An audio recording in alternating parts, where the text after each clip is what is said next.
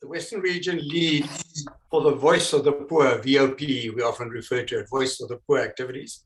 She's a member of St. Mary's in Palmdale, down in the south. And so that's, I think, North San Fernando District Council. Eh? Yes. And Bertha, I'm going to launch some slides for you. And please, tell me when I must move faster, because I think we need to try and do that when we can. Okay? I will do my best.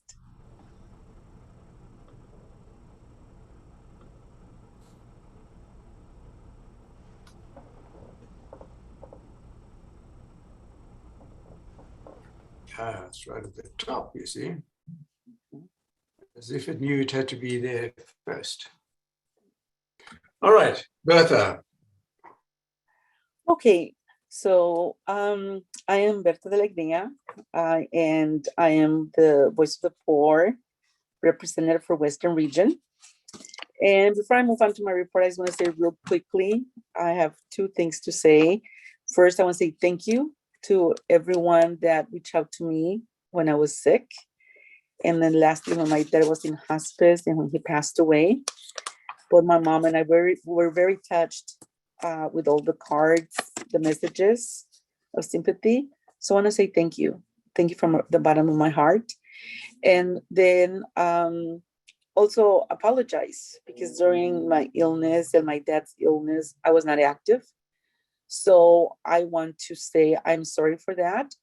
And I appreciate John's opportunity to allow me to continue with Voice of the Poor, because that's something that's very close to my heart. And, I'm ready to start again, and I'm going to give it my best effort to bring us up to speed. And having said that, this is the national reps for the country.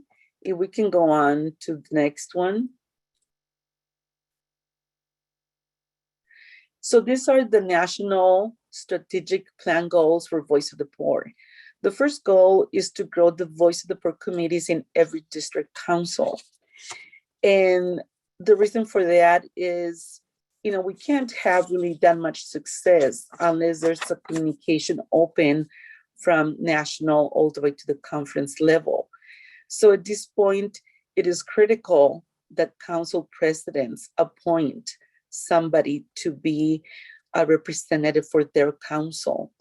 And as I explain a little bit further down, you will understand that. But at this point, I would say it doesn't have to be a board member. It doesn't have to be a district president. It could be a Vincentian that is interested, that you feel is qualified. We'll be having a meeting in June to go over more details, what entails Voice of the Poor committees, resources available to them, trainings, webinars.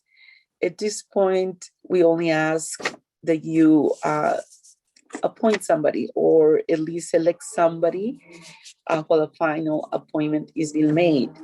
National has asked each regional vice president to select 2 representatives for each region for Voice of the Poor, and a state captain for each state. So the way it will work is the regional reps will be meeting regularly with state captains, who will then meet with council representatives. And those council representatives will be taking information to conferences and bringing back information to those meetings. So please, if you could make that a priority in your councils, it will be appreciated very much.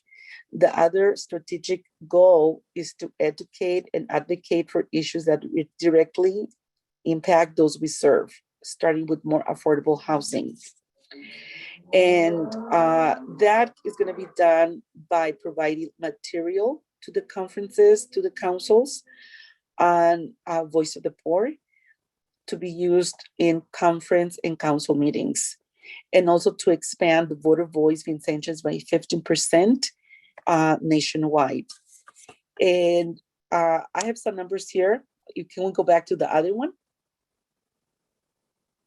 Okay, so here we see in March of 2020, the Western region had 633 Vincentians registered. Then in September 21, we had 664. The goal is to get to 764 by next year. That's only 100 more. And I'm not trying to put my council president on the line, but we have over 100 conferences in our council. So if each conference could just register 10, that gives us a lot more than what we need for the entire region. And I do want to make mention, can we move on to the next slide?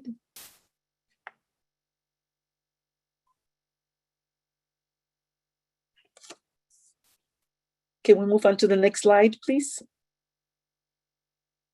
And Bertha, John here, while Rulof's going to the next slide, can you just do a sentence or two, just so people understand what is Voice of the Poor? Well, just Okay, kind of... so yes, that's what I'm going to be heading next. Voice of the Poor is a secure, notice I'm saying a secure advocacy software tool that the society is using.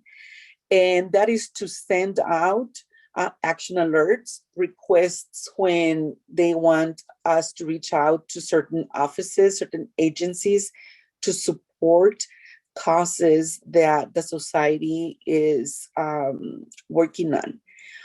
They will also be sending information bulletins and announcements.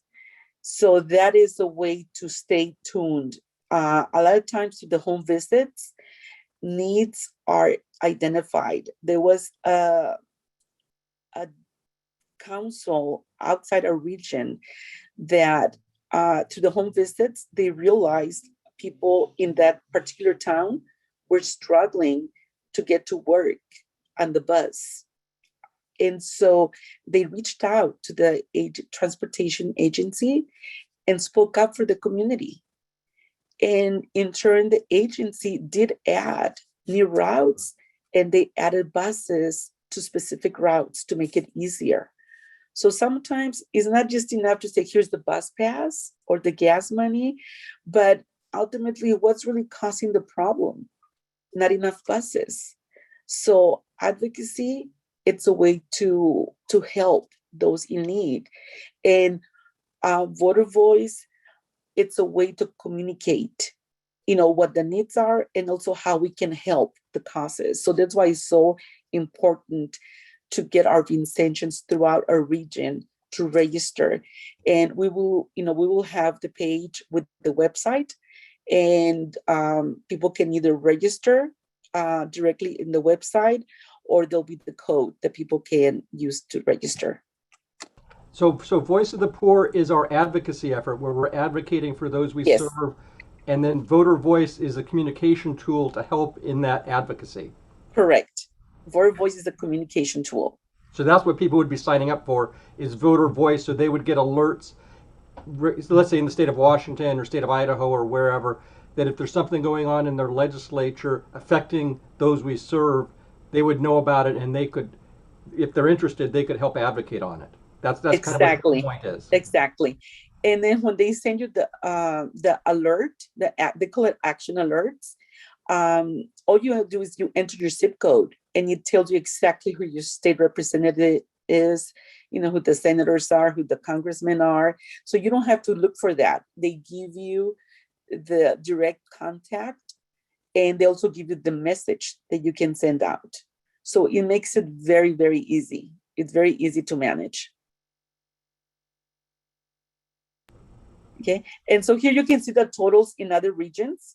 If you can see, the East has 527 registered. Southeast has 691. North Central has 970.